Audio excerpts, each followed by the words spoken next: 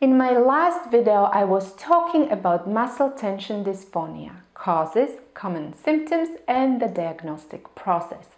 In this video, I am going to talk about muscle tension dysphonia treatment options. Stick around and we'll start right after this.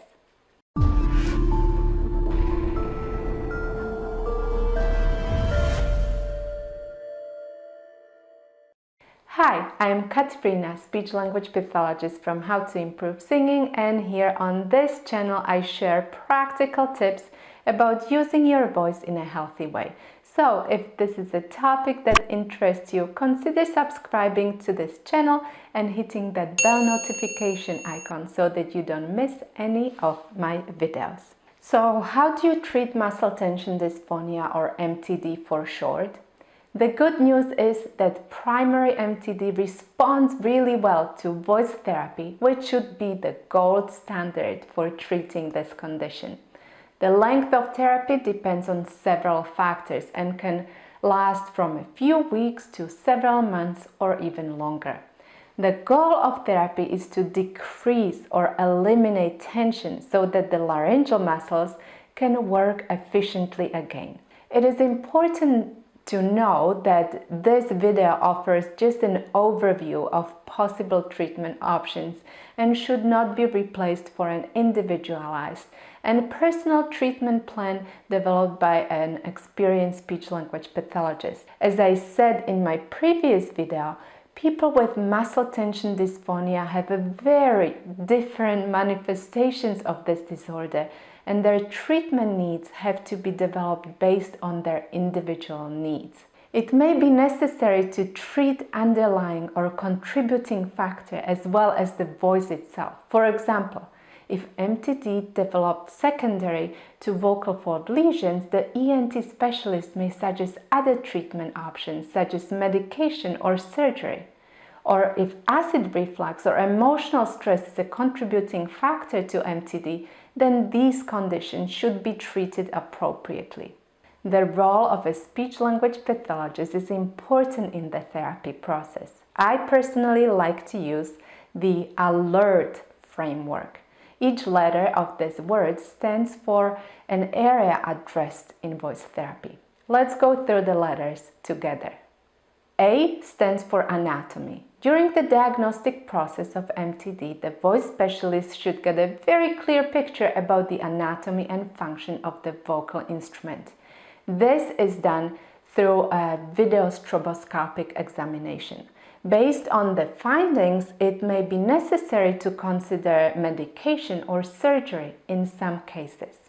L stands for lifestyle. In this area, you need to identify behaviors and lifestyle factors that contribute or are responsible for MTD. This may include adjusting your daily schedule to decrease vocal use, get enough sleep, eat a healthy diet, including sufficient hydration, improve overall vocal health, or identify and eliminate harmful vocal behaviors. The most dangerous vocal behaviors are those that we don't even know we are using in our everyday lives. And you can discover some of these behaviors by clicking this link and downloading a checklist of vocal abusive behaviors.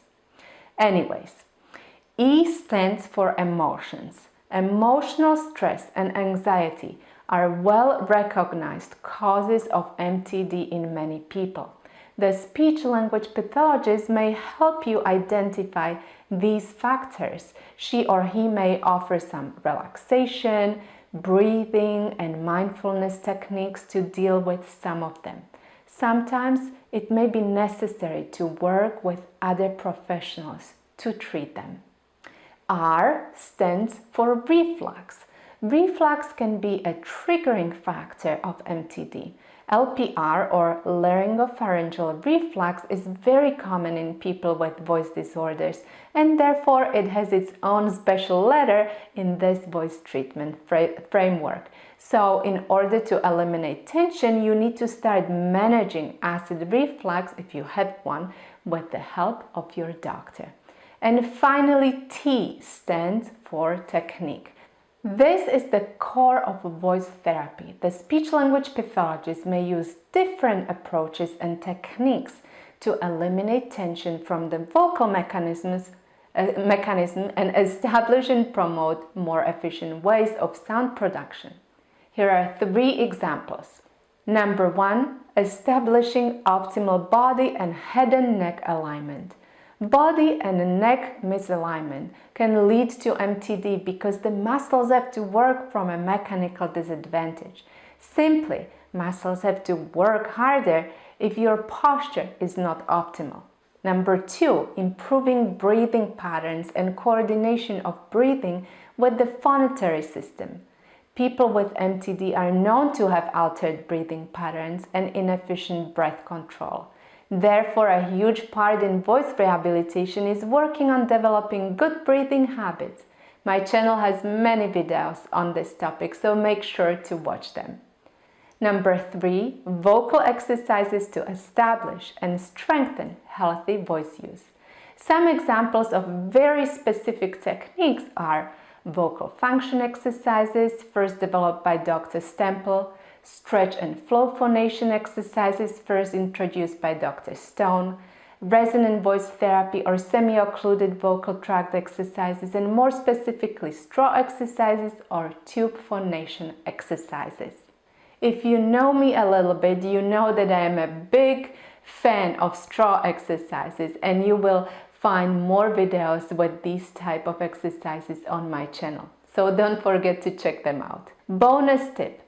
Muscle tension dysphonia massage is a very popular and common approach to therapy of MTD. The goal is to reduce tension from the superficial laryngeal muscles, which in turn reduces tension from the muscles inside your larynx.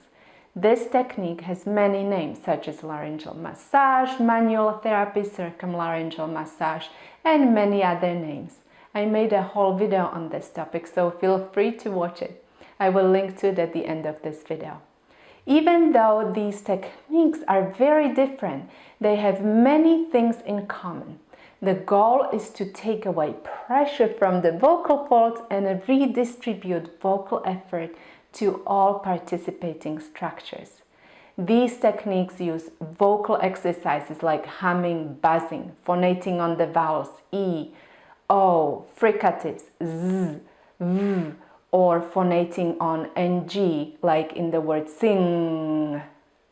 And they start in the most comfortable range and slowly progress to include a wider vocal range through stretching vocal exercises such as slides and glides. Many of these techniques work directly with breath management in coordination with laryngeal muscle use. And that is all for this video. Check out my other videos right here below, and don't forget to subscribe for more videos about healthy voice use. I will see you soon.